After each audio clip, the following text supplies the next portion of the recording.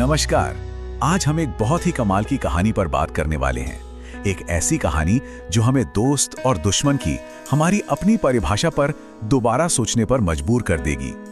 ये कहानी है इंसानियत की, निस्वार्थ सेवा की, जो जंग के मैदान में भी जिंदा रही। चलिए सीधे मुद्दे पर आते हैं। जरा सोचिए, एक घमासान युद्ध चल रहा है और कोई है जो अपने घायल साथियों के साथ साथ दुश्मन के घायल सिपाहियों को भी पानी पिला रहा हो। ये एक ऐसा सवाल है जो भाई कन्हैया की कहानी की बिल्कुल जड़ में है और उनका जवाब, यकीन मानिए, आज भी उतना ही जरूरी है। तो सवाल उठता है, आखिर ये भाई कन्हैया थे कौन? ये बात तो समय की है जब सिखों के 10वें गुरु गोबिंद सिंह जी के नेतृत्व में आनंदपुर साहिब का युद्ध चल रहा था।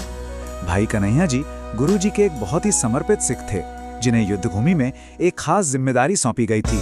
अब जरा उस जंग के मैदान की तस्वीर अपने मन में बनाइए। चारों तरफ अफरा तफरी, तलवारों की खनक और घायल सैनिकों की चीखें। और इसी भयानक माहौल के बीच भाई कन्हैया अपना काम कर रहे थे। लेकिन उनका काम तलवार चलाना बिल्कुल नहीं था, बल्कि कुछ और ही था। भाई कन्हैया का काम वाकई में सबसे अलग था। वो अपनी मशक से हर एक घायल सिपाही को पानी पिला रहे थे और इस बात से उन्हें कोई फर्क नहीं पड़ता था कि वो सिख है या दुश्मन सेना का। वो किसी में कोई भेद नहीं कर रहे थे और जाहिर है उनके इस काम को देखकर बाकी सिख सैनिक हैरान रह गए, परेशान हो गए। और अक्सर ऐसा ही होता है ना, जब कोई कुछ अलग करता है तो सवाल तो उठते ही हैं। भाई कन्हैया के इस काम को कुछ सैनिकों ने गद्दारी की तरह देखा और उनकी शिकायत सीधे गुरु गोबिंद सिंह जी तक पहुंचा दी। यहीं से भाई कन्हैया की असली परीक्षा शुरू होने वाली थी। शिकायत एकदम सीधी और बहुत गंभीर थी। सैनिकों ने गुरुजी से कहा कि भाई कन्हैया दुश्मन सेना को पानी पिला रहे हैं, उन्हें फिर से लड़ने की ताकत दे रहे हैं।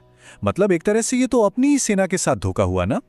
गुरु गोबिंद सिंह जी ने भाई कन्हैया को अपने सामने बुलाया। दरबार में माहौल बहुत गंभीर था। उन्होंने भाई कन्हैया से सीधे सीधे पूछा, ये सैनिक जो कह रहे हैं, क्या वो सच है? क्या तुम सच में दुश्मनों को पानी पिला रहे हो? और अब आता है इस कहानी का सबसे शक्तिशाली पल। भाई कन्हैया ने बड़ी ही विनम्रता से जवाब दिया, महाराज, जब मैं किसी प्यासे के पास जाता हूं तो मुझे उसमें कोई सिख या तुर्क, कोई दोस्त या दुश्मन नहीं दिखता।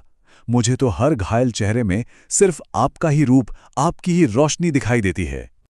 ये जवाब सुनकर गुरुजी गुस्सा नहीं हुए, बल्कि बहुत खुश हुए। उन्होंने भाई कन्हैया की इस गहरी समझ को पहचाना।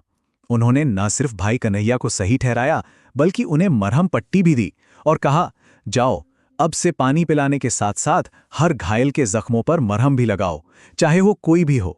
तो इस कहानी से हमें क्या सीख मिलती है? ये सिर्फ इतिहास का एक किस्सा नहीं है, बल्कि ये सेवा और इंसानियत के उसूलों का एक बहुत बड़ा सबक है। चलिए जरा गहराई से देखते हैं कि भाई कन्हैया हमें क्या सिखाते हैं। भाई कन्हैया ने हमें सेवा का असल मतलब समझाया।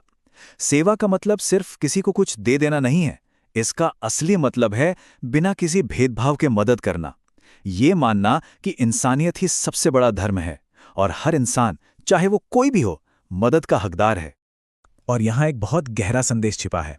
असली जीत तलवार से किसी को हराने में है ही नहीं, असली जीत तो करुणा से किसी का दिल जीतने में है। भाई कन्हैया ने यह साबित कर दिया कि नफरत और हिंसा के ऊपर करुणा हमेशा जीतती है। अगर हम उनकी सीख को 3 आसान हिस्सों में समझें तो वो ये हैं। पहला, हर इंसान में उस एक ईश्वर की रोशनी देखो। दूसरा, सेवा करते वक्त किसी की पहचान, उसका धर्म या उसका देश मत देखो। और तीसरा, नफरत का जवाब नफरत से नहीं, बल्कि प्यार और सेवा से दो। ठीक है, तो ये कहानी सदियों पुरानी है, मान लिया, लेकिन इसका संदेश आज के समय में शायद पहले से भी कहीं ज्यादा जरूरी हो गया है।